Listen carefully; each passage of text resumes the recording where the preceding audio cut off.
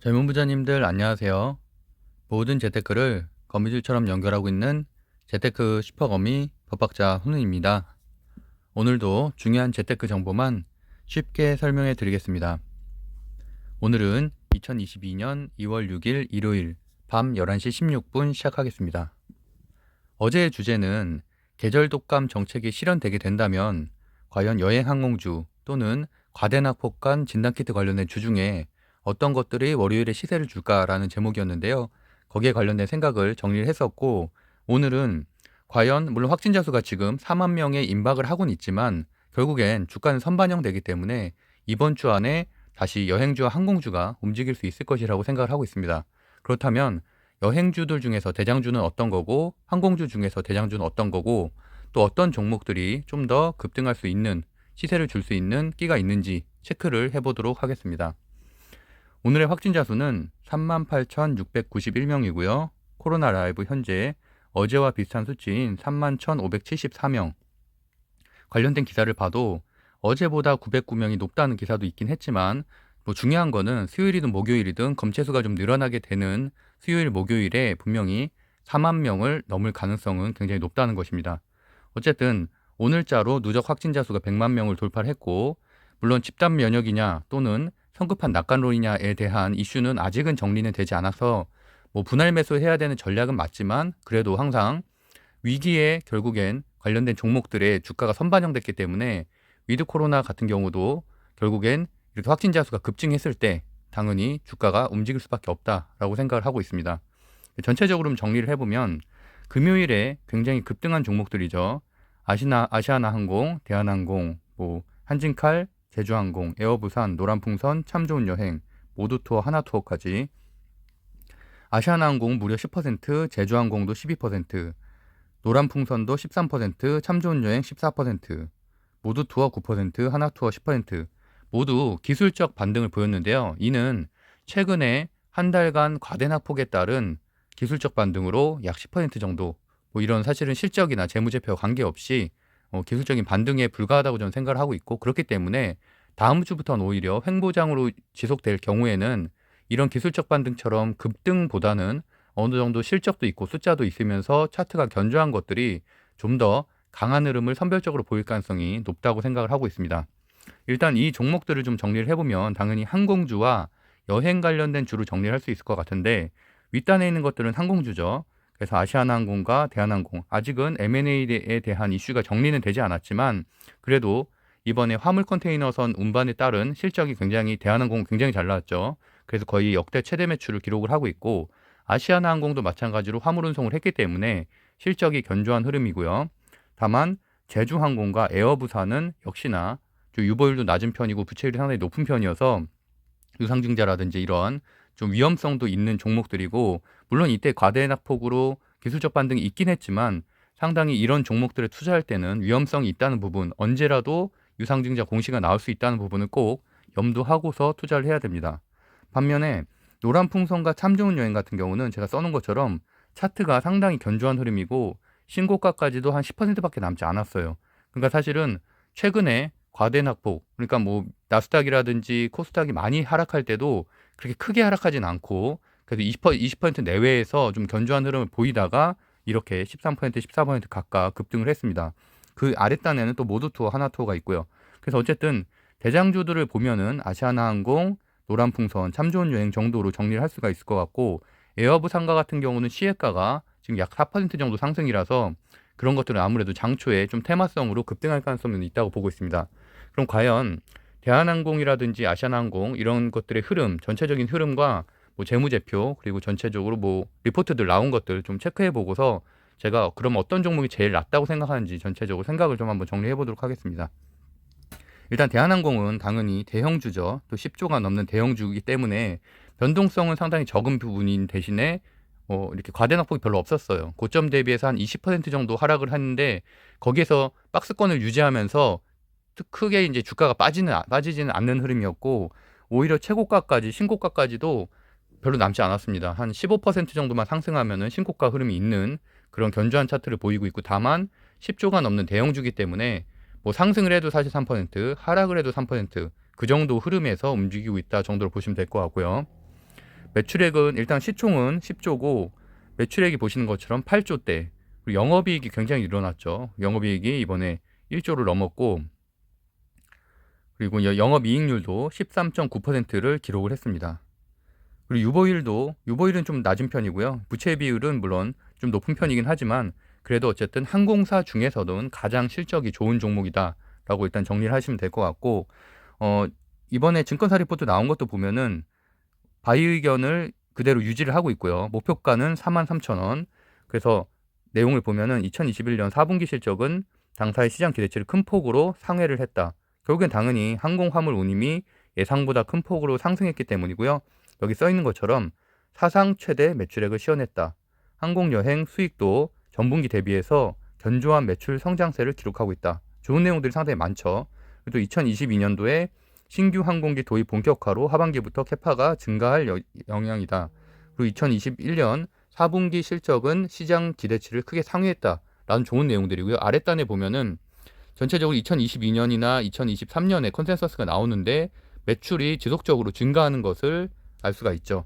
그러니까 사실은 다들 알다시피 화물 운송을 좀 많이 했죠. 아무래도 여객 운송을 못하는 대신에. 그래서 그런 대형 여객선을 좀 많이 가지고 있고 그러다 보니까 실적은 잘 나왔는데 아쉬운 부분은 역시나 대형주라는 아쉬움입니다. 대형주기 때문에 안정적이긴 하지만 그만큼 주가 변동성은 좀 적다 정도로 일단 정리를 하고 넘어가면 될 것 같고요. 그래서 이제 차트를 보면은 현재는 역배열이고요. 고점까지 약 18% 정도. 그래서 한 23% 정도 상승을 하게 되면 신고가 흐름이고 일단 견조한 하방을 지지하고 있다는 부분 장점. 그다음에 실적주라는 또 장점. 하지만 단점인 것은 좀 대형주라는 아쉬움이 좀 있습니다. 거기다가 외국인과 기관 수급은 소폭 증가하고 있다 정도로 정리하면 될 것 같습니다.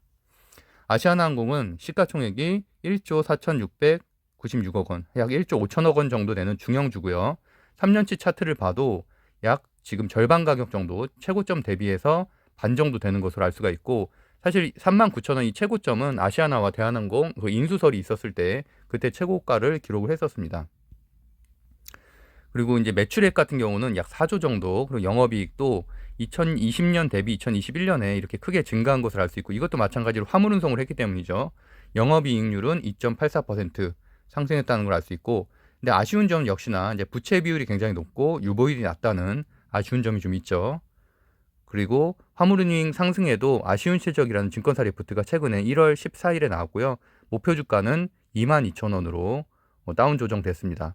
그래서 보시면 뭐 영업이익이나 이런 것들은 조금 소폭 감소했고 어쨌든 대한항공과 비교하면 실적이 좀 아쉽다는 부분인데 그럼에도 불구하고 역시나 뭐 제가 예전에 이런 조선주에서도 대우조선해양을 가장 픽으로 삼았던 이유는 그만큼 변동성이 크기 때문에 물론 대형주와 소형주 투자는 분명히 다르긴 하지만 분명히 중소형주에서 얻을 수 있는 상당히 큰 수익도 있다. 반대로 리스크는 또 그만큼 커지긴 건 하지만 그런 면에 있어서는 저는 항공주들 중에서는 아시아나항공을 가장 좋게 보고 있습니다.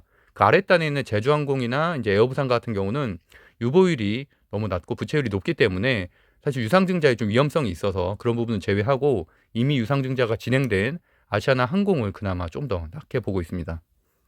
차트를 살짝 보면은 정고점 대비해서 48% 정도 약 한 반 정도 하락한 가격이고 과대낙폭이죠. 그렇기 때문에 이번에도 기술적 반등으로 10% 정도 급등을 했던 거고요. 다만 아쉬운 점은 보시는 것처럼 매물대가 사실 엄청나게 쌓여 있죠. 그래서 2만 원대부터 약 2만 5천 원대까지 매물대가 굉장히 많기 때문에 그 부분에서 사실은 맞고 떨어질 가능성이 상당히 높다. 그래서 그걸 돌파하기 위해서는 굉장히 강력한 수급이 들어와야 되는데 과연 지금 현재로서는 뭐 기간 수급이 소폭 증가하는 정도여서 아직까지는 유의미한 거래량은 나오지 않았다 정도로 정리하면 될 것 같아요.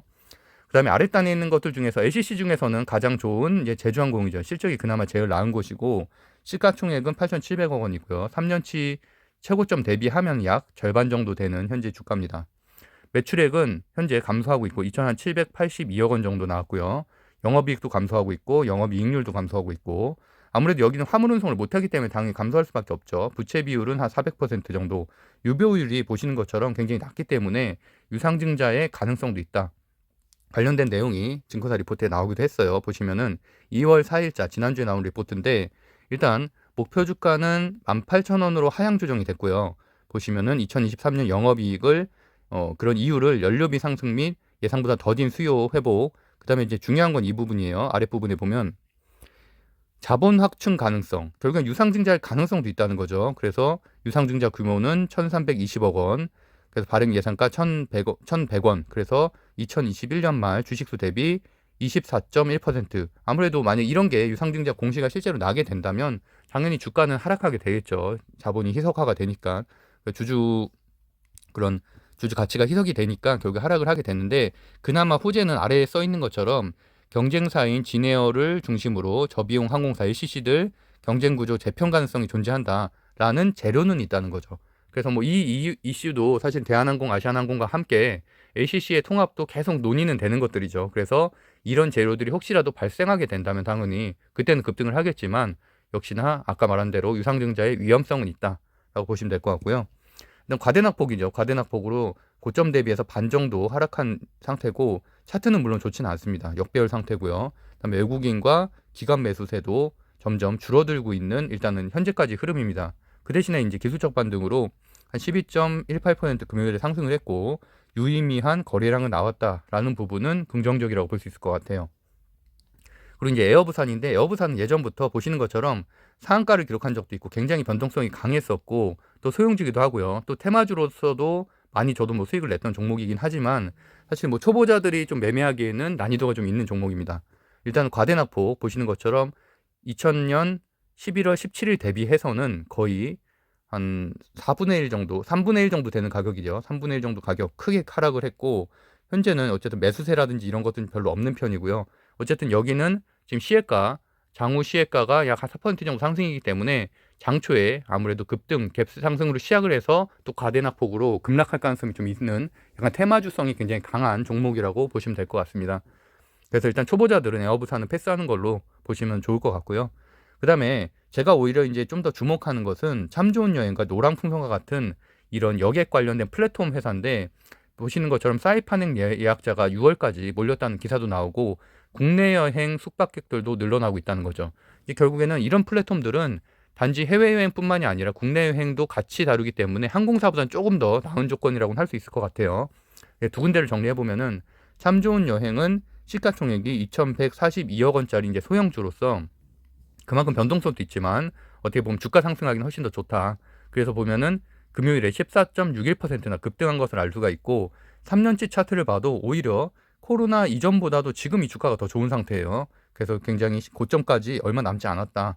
차트도 좋은 편이고요.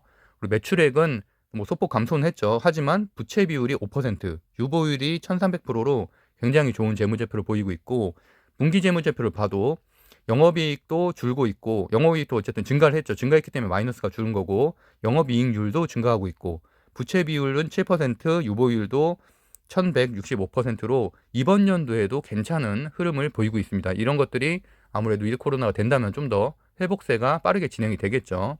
그리고 차트도 보시는 것처럼 고점 대비해서 약 20% 정도만 하락한 가격이에요. 그리고 지금 현재 모든 이평선 위에 지금 주가가 올라가 있죠. 그래서 그런 부분도 상당히 긍정적이고 견조한 주가 흐름을 보이고 있는 부분도, 다만 매물대가 22.98%의 매물대가 약 한 16,500원 정도에 몰려있기 때문에 그 부분만 돌파를 해준다면 신고가 흐름으로 갈 가능성도 있겠다.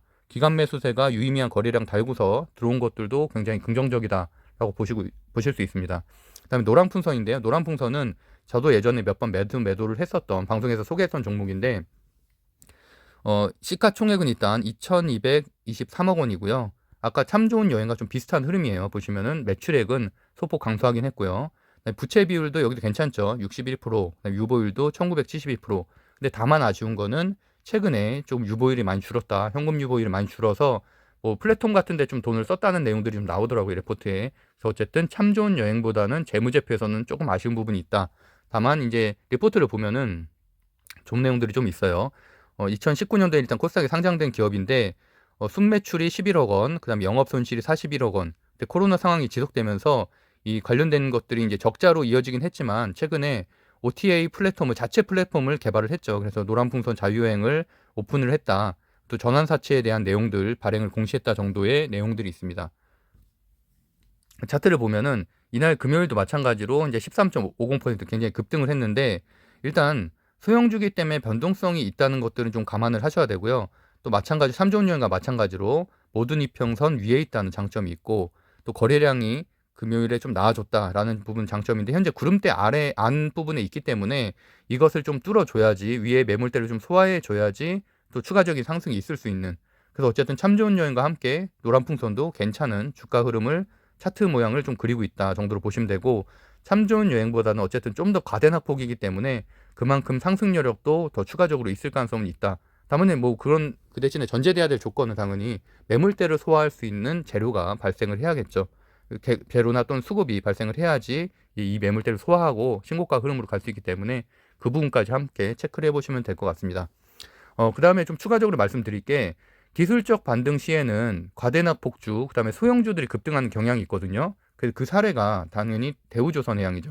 최근에 보시면은 현대미포조선이라든지 현대중공업지주라든지 한국조선해양처럼 과거에 많이 좋은 흐름을 보였었던 종목들보다 대우조선해양이 훨씬 더 상승률이 컸어요. 그 이유는 보시는 것처럼 대우조선해양은 거의 50% 정도 하락을 했고, 나머지 종목들은 약 20% 정도밖에 하락을 하지 않았기 때문에, 물론 매물대가 적다는 20% 정도 하락했다는 건 매물대가 적다는 장점도 있지만, 반대로 이렇게 기술적 반등이 있을 때는 더 많이 빠진 종목들이 더 많이 상승을 한다라고 생각하시면 될 것 같고, 그럼 어떻게 보면은 그 상승률을 좀 맞추는 거죠. 어떻게 보면 주가 흐름을 좀 맞추는 경향이 있어서 이런 현대미포조선이라든가 이렇게 실적도 잘 나오는 종목들은 좀 적게 상승을 하고, 또 무거운 주식이기도 하고요. 반면에 대우조선해양처럼 많이 빠진 종목들이 더 많이 상승을 했다. 그래서 3거래일 동안 한 16% 가까이 상승을 했습니다. 그런 흐름으로 보이면은 현재는, 하지만 이제 뭐 참 좋은 여행도 마찬가지고 아시아나항공도 그렇고 기술적 반등 구간은 저는 지났다고 생각을 하고 있고요. 그렇기 때문에 이제 이번 주에 횡보장으로 진입을 하게 된다면은 그때는 오히려 숫자가 좀 나오는 것들, 그다음에 차트가 강한 종목들이 더 강할 수가 있다라고 생각을 합니다. 그렇기 때문에 뭐 정리를 해보면은, 아까 말씀드렸던 대로 아시아나항공, 뭐 제주항공 이런 소형주들, 일단 대한항공 같은 경우는 사실 저는 대형주기 때문에 일단 제외를 하고요. 아시아나항공이나 제주항공 같은 곳들도 있는데, 일단 그런 것들은 실적이 좀 아쉽죠. 실적도 좀 아쉽고 현금 유보율이라든지 부채율이라든가 이런 게 좀 아쉽고, 차트도 위에 이제 매물대가 많이 쌓여 있어서 오히려 아랫단에 있는 노란풍선이나 참 좋은 여행처럼 차트도 양호하면서 실적이랑 이런 현금 유보율이 상당히 괜찮은 것들, 그런 종목들이 더 강한 흐름을 보일 가능성이 높다고 생각을 하고 있습니다. 추가적으로 뭐 당연히 위드 코로나 관련된 주 중에서는 이제 그 끼도 잘 보이고 어느 정도 재료들이 계속 발생하고 있는 뭐 큐브엔터나 하이브, SM과 같은 엔터주도 함께 보시는 거를 좀 추천드리고요. 최근에 SM 인수합병설이 다시 나오면서 SM CNC가 이제 상한가를 갖고 다시 이런 수급들이 좀 들어오고 있는데, 뭐 차트는 사실은 전체 다 전 좋지 않은 상태예요. 하이브, 큐브엔터 모두 다 역배열이고, 다만 FNC 엔터가 그나마 차트가 이 중에서는 덜 빠져서 좀 양호한 편이다 정도로 정리가 되고, 나머지 뭐 SM 같은 경우 인수합병 재료가 있기 때문에 추가적인 상승력도 있다고 보고 있고요. 디어유, SM, 하이브, 큐브엔터, 그 다음에 FNC 엔터, 그 정도까지 체크해 보시면 괜찮을 것 같습니다. 일단은 뭐 지금 확진자 수가 3만 명, 그리고 한 수요일 정도에 4만 명을 돌파할 것으로 예상되기 때문에 당연히 이거에 따른 시초가 흐름과 뭐 장전 시효가 이런 것들을 꼭 체크하고서 뭐 섣불하게 신규 매수하기보다는 어느 정도 좀 분할 매수해서 위드 코로나 관련된 주로 좀 수익을 내는 것도 좋은 방법이라고 생각을 하고 있고요. 네, 이상으로 오늘 방송은 마치도록 하겠습니다. 구독과 좋아요는 사랑입니다.